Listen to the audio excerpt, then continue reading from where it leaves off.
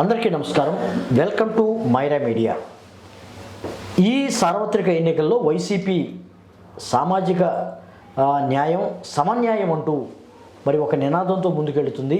ఈ నినాదం మరి వైఎస్ఆర్సీపీని ఈసారి గెలిపించబోతుందా లేదా అనే అంశం మీద మనతో మాట్లాడడానికి ప్రముఖ వైఎస్ఆర్సీపీ నాయకులు గోపీనాథ్ యాదవ్ గారు మనతో ఉన్నారు. నమస్కారం గోపీనాథ్ యాదవ్. నమస్కారం అండి. సామాజిక సమీకరణలు అంటున్నారు, సామాజిక వర్గీకరణ, సామాజిక సమన్యాయం అంటూ వైఎస్ఆర్సీపీ ఎన్నికల్లో వెళ్తున్న తరుణంలో ఏంటి అసలుకి మీరు ఆ విధమైనటువంటి నినాదాన్ని తీసుకోవడం గల కారణాలు ఏంటి? నిజంగా మీకు మిమ్మల్ని గెలుపు తీరాలకు చేరుస్తుందంటారా ఇది? ఖచ్చితంగానండి. ఎందుకంటే మీరు ఒక మాట అడిగారు, ఎందుకు మీరు ఈ సామాజిక సమీకరణలు చేస్తున్నారు, సోషల్ ఇంజనీరింగ్ చేస్తున్నారు అని అడుగుతున్నారు. జగన్మోహన్ రెడ్డి గారు తన ఎజెండా ప్రకటించేటప్పుడే వైఎస్ఆర్ కాంగ్రెస్ పార్టీ ఆవిర్భావం దగ్గర 2011లో ఏదైతే అభిప్రాయం చేశారో, రాజశేఖర రెడ్డి గారి ఆశయమైనా జగన్మోహన్ రెడ్డి గారి ఆశయమైనా ఒకటే. బీసీ, ఎస్సీ, ఎస్టీ మైనారిటీలకు అందరికీ కూడా విద్య, వైద్యం, రాజకీయ ప్రాధాన్యత ఇవ్వాలనే ఒక్క నినాదంతో ఆ కుటుంబం ఎప్పటి నుంచో ఆలోచిస్తుంది. అదే రాజశేఖర రెడ్డి గారి టైంలో కూడా చాలా సంస్కరణలు తీసుకొని వచ్చారు. జగన్మోహన్ రెడ్డి గారు పార్టీ పెట్టిన తర్వాత వీళ్ళ కోసమే పనిచేస్తానని నిరూపించడానికే 2019లో అధికారంలోకి వచ్చిన తర్వాత నామినేటెడ్ పదవుల్లో అయినా, ఎమ్మెల్సీలో అయినా, లేకపోతే రాజ్యసభ ఎంపీల్లో అయినా మాకు న్యాయం చేసుకుంటూ వచ్చారు.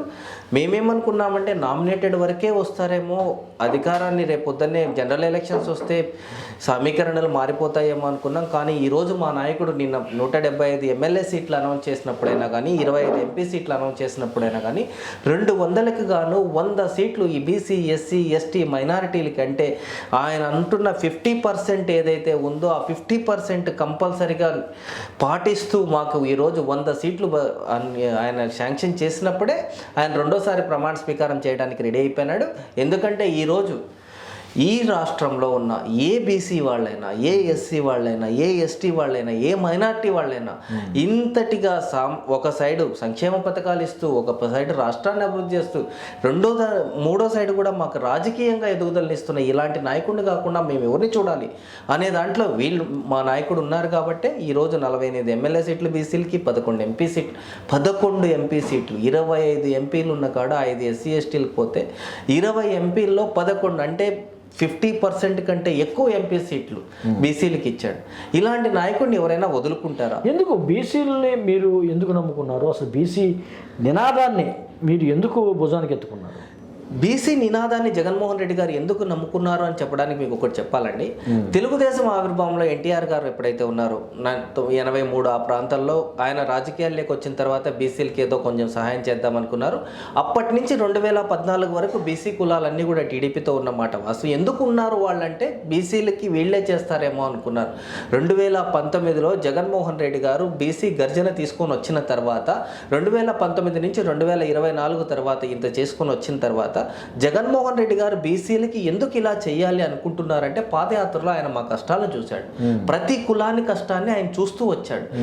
ఇంత జనాభా అధికంగా 50% పైగా ఉన్న వాళ్ళకి రాజకీయంగా ప్రాధాన్యత లేదు, రాజకీయంగా వీళ్ళకి అవగాహన లేదు, దానివల్ల వాళ్ళ కమ్యూనిటీలో ఉండే మిగిలిన వాళ్ళు అభివృద్ధి చెందలేకపోతున్నారనే ఒక కళ్ళతో చూసిన ఆయన వీళ్ళకి విద్య, వైద్యం, ఆర్థిక సహాయంతో పాటు రాజకీయ ఎదుగుదల కూడా కావాలని చేసినాడు. కాబట్టి ఈరోజు బీసీలకి ఆయన అంత ప్రాధాన్యత ఇచ్చాడండి.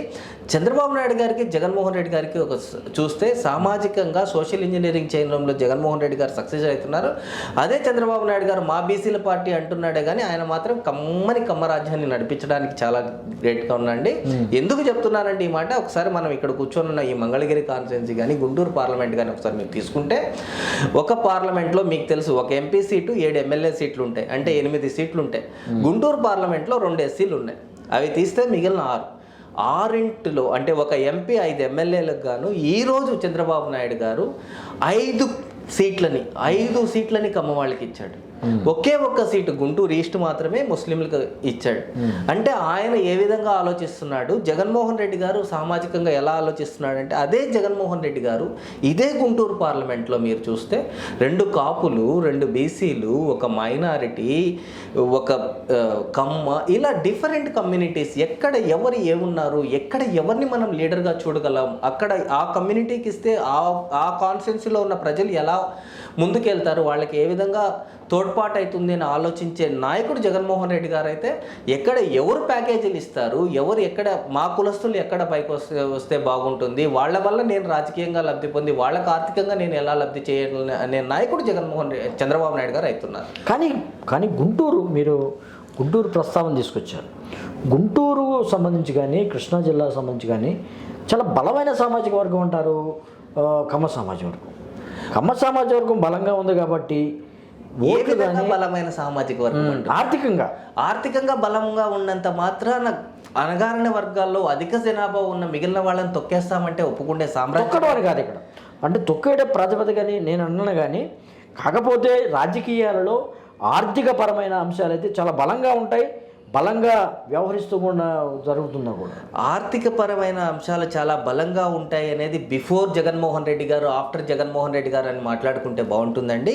ఈ రోజు జగన్మోహన్ రెడ్డి గారు అధికారంలోకి వచ్చిన తర్వాత ఏ నాయకుడైనా పోటీ చేయడానికి సిద్ధంగా ఉన్నారు. వైఎస్ఆర్ కాంగ్రెస్ పార్టీలో సామాన్య కార్యకర్తలకి ఈరోజు జగన్మోహన్ రెడ్డి గారు టికెట్లు ఇస్తున్నాడంటే వాళ్ళ ఆర్థిక బలాబలాన్ని చూసి ఆయన టికెట్లు ఇవ్వట్లేదు. ఆయన చేసిన పరిపాలనలో ప్రతి నియోజకవర్గంలో 93%, రూరల్ అయితే 93%, అర్బన్ అయితే 80% పైగా ఆయన ద్వారా లబ్ధి పొందిన కుటుంబాలు ఉన్నాయి. కాబట్టి జగన్మోహన్ రెడ్డి గారిని ప్రజలు ఆశీర్వదిస్తారు. కాబట్టి కులాలకు ప్రాధాన్యత ఇస్తూ ఏ కమ్యూనిటీ బలంగా ఉందో దాన్ని చూసిస్తున్నాడు. చంద్రబాబు నాయుడు లాగా 14 ఏళ్ళు చేసినా ఆయన పరిపాలన మీద నమ్మకం లేకుండా జగన్మోహన్ రెడ్డి గారు లేరు. ఆయనకి చంద్రబాబు నాయుడు గారికి ఎంతసేపు కూడా ఆ డబ్బులు ఎవరు పెట్టగలరు, మళ్ళీ వాళ్ళకి రిటర్న్ ఎలా చేయగలం, వాళ్ళ కమ్యూనిటీని ఎలా చేసుకోవాలని ఉంటుంది. జగన్మోహన్ రెడ్డి గారికి అలాంటి పరిస్థితి లేదు. కాబట్టే ఈరోజు ఆర్థిక మూలాలపైన టికెట్లు ఇచ్చిన పరిస్థితి వైఎస్ఆర్ కాంగ్రెస్ పార్టీలో లేదు. ఎందుకు చెప్తున్నానంటే మీరు ఒకసారి 200 సీట్లు తీసుకుంటే దగ్గర 14 నుంచి 15 మంది కార్యకర్తలకు సీట్లు ఇచ్చిన ఘనత జగన్మోహన్ రెడ్డి గారిది. ఈరోజు మీరు ఒకసారి తీసుకోండి, సింగనమల కాన్స్టిట్యున్సీ తీసుకోండి, అతను ఒక టిప్పర్ డ్రైవర్. ఒకసారి మడకశిర కాన్స్టిట్యున్సీ తీసుకోండి, అతను ఒక ఉపాధి కార్మికుడు. అలాంటి పరిస్థితులు ఇంకా కనిగిరి తీసుకోండి, అతను ఒక జెడ్పీటీసీ. మైలవరంలో వచ్చేసి అటు దేవినేని ఉమా వచ్చినా, లేకపోతే ఇటు వచ్చి మా పార్టీ వసంత కృష్ణ ప్రసాద్ గారు వచ్చినా కూడా 1000 కోట్ల అధిపతులు. కానీ ఒక జెడ్పీటీసీని తెచ్చి మా నాయకుడు అక్కడ లీడర్గా నిలబెట్టాడు, ఎమ్మెల్యే టికెట్ ఇచ్చాడు అంటే జగన్మోహన్ రెడ్డి గారు చాలా క్లియర్గా ఆర్థికపరమైన రాజకీయాలు చేయదలుచుకోలేదు, ఓన్లీ సామాజిక రాజకీయాలే చేయదలుచుకున్నాడు. జనాలనే నమ్ముకున్నాడు, ప్రజలనే నమ్ముకున్నాడు, ప్రజలు ఆశీర్వదిస్తారని అనుకుంటున్నాడు. కాబట్టి ఇలాంటి డేర్ డెసిషన్లు తీసుకోగలుగుతున్నాడు ఆయన. మీరు అన్నది వాస్తవమే. అంటే 2024 సార్వత్రిక ఎన్నికల్లో అంటే ఉపాధి కూలీకి సంబంధించి మనం మాట్లాడుకుందాం. ఇప్పుడు ఆర్థిక వ్యవహారాలు అయితే చాలా బలంగా ఉన్నాయి. అంటే ఆ పార్టీ ఏది టీడీపీ కానీ మిగతా పార్టీలతో మీ పార్టీ నాయకుడు తట్టుకునే అవకాశం ఉందనుకుంటున్నారు? ఒకటి చెప్తానండి, ఈరోజు ప్రజల్లో చాలా రాజకీయ చైతన్యం వచ్చిందండి. ఈ రోజు ఎలక్షన్ల ముందర వచ్చి వాళ్ళు ఇచ్చే ఓటుకు నోటు కోసం ఎవరు చూసే పరిస్థితిలో లేరు, ఓటుకు నోటు కోసం ఆలోచించే పరిస్థితుల్లో సామాజిక ప్రజలు ఎవరూ లేరు. రేపు పొద్దున్నే గవర్నమెంట్ వచ్చిన తర్వాత 5 ఏళ్ల కాలంలో మా నాయకుడు ఇప్పుడు ఏం చేశాడో వాళ్ళ అకౌంట్లలో చూసుకుంటే తెలుస్తుంది, వాళ్ళ లైఫ్ స్టైల్లో మారింది దీన్ని తీసుకుంటే తెలుస్తుంది, వాళ్ళ జీవన శైలి ఎలా మారిందో తెలుస్తుంది. పరిపాలనలో ఎలాంటి ఇబ్బందులు లేకోకుండా ఒక వాలంటరీ వ్యవస్థ, ఒక సచివాలయ వ్యవస్థ, ఇంటి దగ్గరికే పరిపాలన, ఇంటి దగ్గరికే కావాల్సిన సర్టిఫికెట్లు, ఇంటి దగ్గరికే కావాల్సిన వైద్యం, ఇలాంటివన్నీ చేస్తున్న జగన్మోహన్ రెడ్డి గారిని చూసి చంద్రబాబు నాయుడు గారు ఇంతకుముందు పవన్ కళ్యాణ్ గారో ఇంకొకరో ఏదో అంటున్నట్టుగా ఓటుకు ₹1,00,000 ఇచ్చినా కూడా ఈరోజు ఆంధ్రప్రదేశ్ ప్రజలు చంద్రబాబు నాయుడు గారు కానీ ఆయన కూటమిని కానీ నమ్మే పరిస్థితుల్లో లేరు. ఈ 5 ఏళ్ళు కంటికి రెప్పలాగా, కరోనా లాంటి సమయంలో కూడా ఆంధ్రప్రదేశ్ ప్రజల్ని కంటికి రెప్పలాగా చూసుకున్నటువంటి జగన్మోహన్ రెడ్డి గారిని అత్యధిక మెజారిటీతో ఈసారి కూడా గెలిపించబోతున్నారు మీరు అంటున్నారు. కానీ వాస్తవ పరిస్థితుల్లో వాస్తవంగా క్షేత్రస్థాయిలో మనం ఒకసారి పరిశీలిస్తే ఇప్పుడు దాదాపు 2.55 కోట్ల రూపాయలు, లక్షల కోట్ల రూపాయలు మీరు బటన్ నొక్కి వేశారు. కానీ ఎన్నికల సమయంలో డబ్బులు ఇవ్వకుండా, ఓటర్కి డబ్బులు ఇవ్వకుండా ఎంచుకునే ధైర్యం మీకుందా? జగన్మోహన్ రెడ్డి గారు ఎన్నికలకు డబ్బులు ఇవ్వకోకుండా చేసే ధైర్యం ఉంది అని చెప్పడానికి మీరు తిరుపతి బై ఎలక్షన్లో ఒకసారి ఎగ్జాంపుల్గా తీసుకోమని మీకు చెప్తున్నాం. 2019 తర్వాత 21 మధ్య కాలంలో కొన్ని కారణాల రీత్యా ఆరోగ్యరీత్యా తిరుపతి ఎంపీ ఎవరైతే చనిపోయారో ఆ ఎలక్షన్లు మీకు ఒకసారి అబ్జర్వ్ చేయండి, తెలుస్తుంది. జగన్మోహన్ రెడ్డి గారు పెట్టిన ఒక సామాన్య అతను మా ఎంపీ అభ్యర్థి, అతను ఏ రోజైనా డబ్బులు పెట్టగలిగే స్తోమత ఉందని మీరు అనుకుంటున్నారా? లేదు. ఎందుకు చెప్తున్నాను ఈ ఎగ్జాంపుల్, ఎందుకు చెప్తున్నానంటే సామాన్యుల్ని డబ్బులు లేకోకుండా ప్రజల మనసులను గెలుచుకొని ప్రజల ఓట్లు పొందగలిగే కెపాసిటీ వైఎస్ఆర్ కాంగ్రెస్ పార్టీ లీడర్లకైనా కార్యకర్తలకైనా మా నాయకుడు క్రియేట్ చేశాడు. మేము డబ్బులను ఆలోచించి ఈరోజు రాజకీయం చేయట్లేదు. ప్రజలకి మేము ఏం సేవ చేయగలం, సేవ చేసే గుణం ఎవరికి ఉందో వాళ్ళని ఆలోచించే టికెట్లు ఇస్తున్నాం. వాళ్ళు వెళ్ళి ప్రజల్లో అలానే మమేకమవుతున్నారు. గడప గడప ప్రోగ్రాంలు అయినా చేస్తున్నారు, లేకపోతే ఏంటంటే వాళ్ళకి కావాల్సిన సామాజిక సేవలు చేస్తున్నారు. వాళ్ళ మనసులను గెలుచుకొని మేము ఓట్లు పొందుతాం. డబ్బులు ఇచ్చే వాళ్ళని ప్రజలు మర్చిపోతారు, నమ్మే పరిస్థితుల్లో లేరు. ఇది మరి గోపీనాథ్ యాదవ్ గారు చెప్తున్నారు.